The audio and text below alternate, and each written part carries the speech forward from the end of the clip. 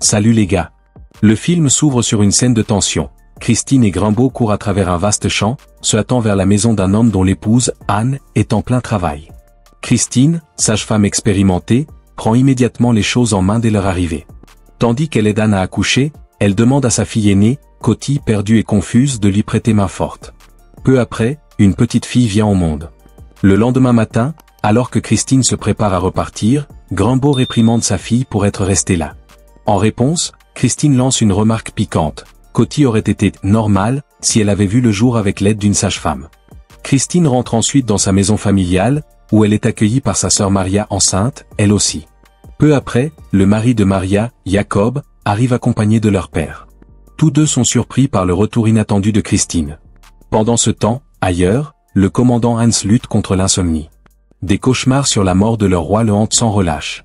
Dans l'après-midi, Maria pousse Christine à rester au village, espérant qu'elle finira par trouver un mari. Mais Christine décline poliment. Sa mission est ailleurs, elle veut continuer à voyager pour venir en aide aux femmes qui, hors du village, ont besoin de ses soins. C'est alors que Hans et ses chevaliers du royaume font irruption dans le village. À leur vue, Maria, prise de panique, s'enfuit précipitamment dans la maison. Christine, quant à elle, prétend aller puiser de l'eau au puits tout en observant discrètement la scène. Une procession suit l'escorte des chevaliers. Mais soudain, les hommes trébuchent, laissant tomber au sol la statue de la Sainte Mère. Christine se précipite pour aider, mais le prêtre, le père Simon, la repousse vivement. Malgré tout, Hans l'a bien vue, et la réprimande pour avoir, selon lui, distrait les hommes de leur mission. Arrivé au château, Hans s'adresse à la foule. Il leur rappelle que cette forteresse a été bâtie pour défendre la chrétienté et protéger leur village. Alors que le père Simon bénit le bâtiment, les villageois s'approchent pour présenter leur dîme. Mais Hans, accablé par la chaleur, interrompt la cérémonie, il ordonne que 100 arbres soient plantés le long de la route pour créer de l'ombre. Le père de Christine prend la parole. Il explique que 2 récoltes ont déjà été sacrifiées pour la construction du château. Il supplie les chevaliers de repousser la plantation des arbres jusqu'après la prochaine moisson. Mais Hans reste inflexible. Il affirme que les chevaliers risquent leur vie pour le peuple et donne un ultimatum. Les arbres doivent être plantés sous 30 jours, où il y aura un bain de sang. Sans pitié, les chevaliers jettent les offrandes des villageois. La nourriture, au lieu de nourrir les familles, finit entre les crocs des chiens. Ce soir-là, les hommes se réunissent, épuisés et affamés. Le père de Christine leur expose la vérité, cet ordre est une condamnation à mort. Il exhorte les villageois à se battre contre l'armée de Hans. Se battre, dit-il, leur donnerait au moins une chance. Christine, ainsi que quelques hommes, approuvent. Mais la majorité, paralysée par la peur, choisit de tenter l'impossible. Soudain, une calèche traverse le village. Un homme en descend et se présente comme Cartwright, un dénommé Carter. Il propose son aide. Pourtant, malgré les promesses de Carter, les villageois sont sceptiques. Ils doutent qu'il soit capable de construire des charrettes suffisamment solides pour transporter une centaine d'arbres matures depuis la colline.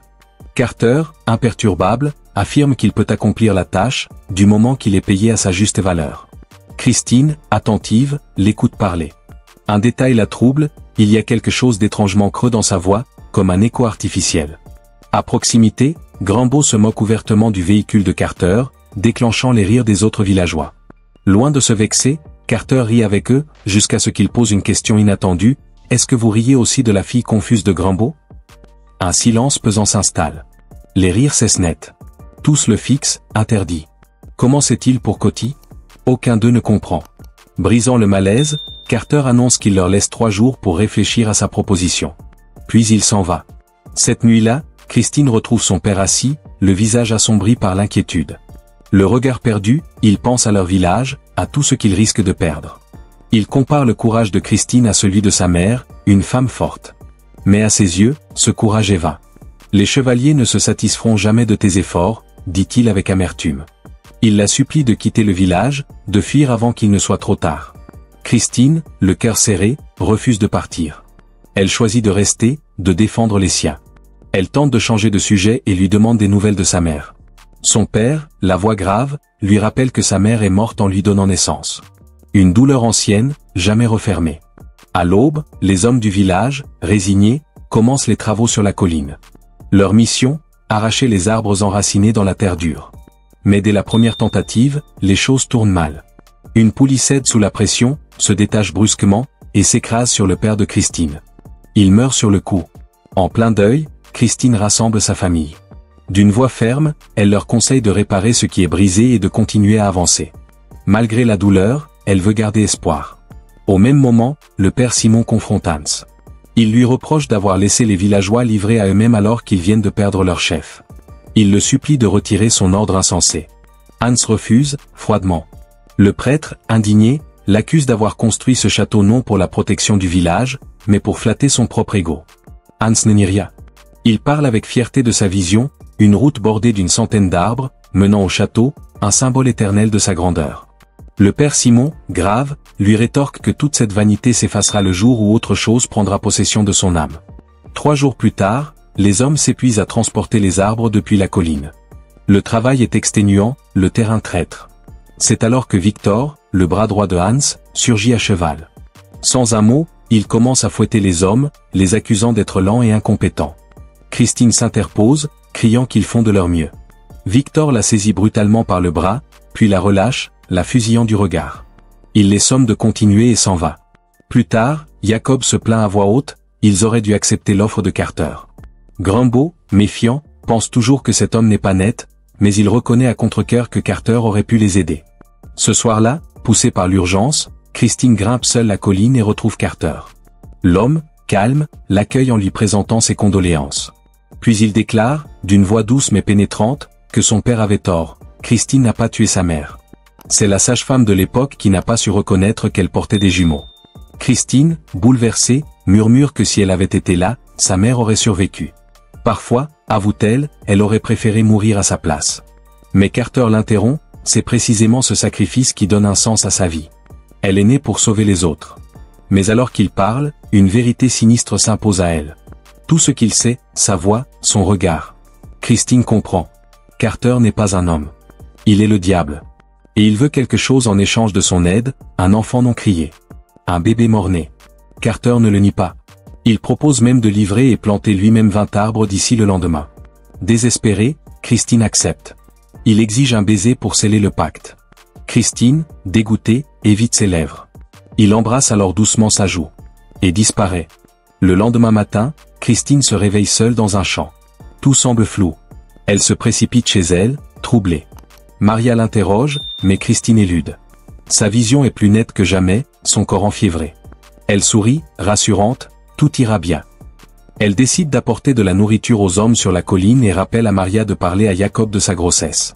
Mais soudain, Maria s'éloigne. Christine la suit. Dans un souffle, Maria avoue qu'elle ne veut pas de ce bébé. Christine comprend que Jacob n'en est pas le père. Maria finit par craquer. Elle révèle l'horrible vérité, elle a été convoquée au château. Hans l'a forcée à satisfaire ses désirs. L'enfant qu'elle porte est le sien. Quelques jours plus tard, Hans et ses chevaliers reviennent au village. Leur surprise est totale, 20 arbres bordent déjà la route du château, comme par magie. Christine, elle, commence à ressentir une étrange chaleur sur sa joue, là où Carter ou le diable l'a embrassée. Une marque sombre y est apparue. Mais ce n'est pas tout, de nouvelles pulsions la troublent, contre nature, incontrôlables, surtout envers les nouveau-nés. Le village fête le succès de la mission. Les villageois sourient enfin.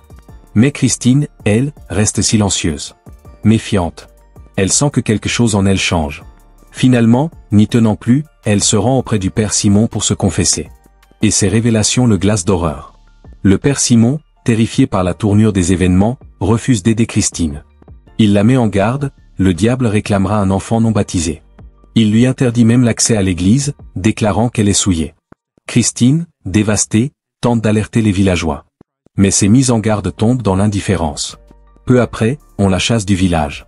Rejetée, elle se réfugie dans une grange, seule. Chaque nuit, la marque sur sa joue s'aggrave. Elle semble ramper sous sa peau, comme une araignée vivante. L'influence du diable s'intensifie. Une nuit, alors que le silence règne, Christine lutte de toutes ses forces contre quelque chose d'invisible. Le diable s'empare de son corps. Des cris retentissent, les villageois accourent. Ils la retiennent de force, la maîtrisent alors qu'elle hurle. Dans la panique, un bébé est baptisé à la hâte. Et soudain, l'emprise du diable se brise.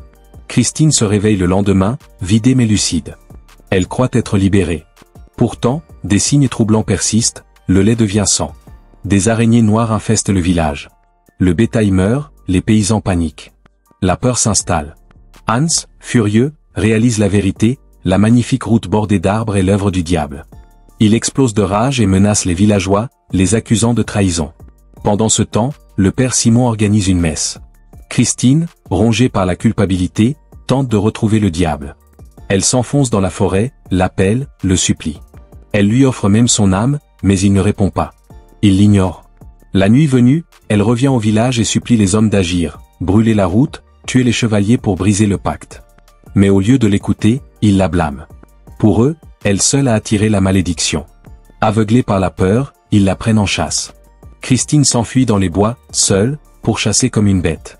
Le lendemain, Hans, soucieux, demande à voir Christine. Mais personne ne sait où elle est.